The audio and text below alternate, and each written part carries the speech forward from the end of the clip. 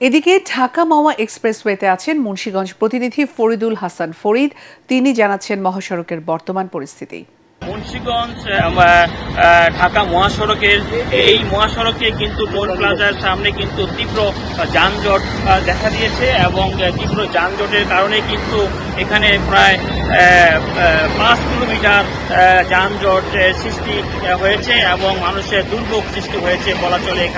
কিন্তু এখানে কোনো ধরনের অপ্রীতিকর ঘটনা চোখে পড়েনি এবং এখানে নৌপথে কিন্তু নৌ চলাচল স্বাভাবিকভাবেই চলছে এবং এখানে মুন্সিগঞ্জে ফায়ার সার্ভিসের ডুবুরি দল তারা রয়েছেন এবং তারা যে কোনো পরিস্থিতি মোকাবেলা করবেন তারা তৎপর রয়েছেন এবং এমনটি জানিয়েছেন আমার মুন্সিগঞ্জের প্রশাসন।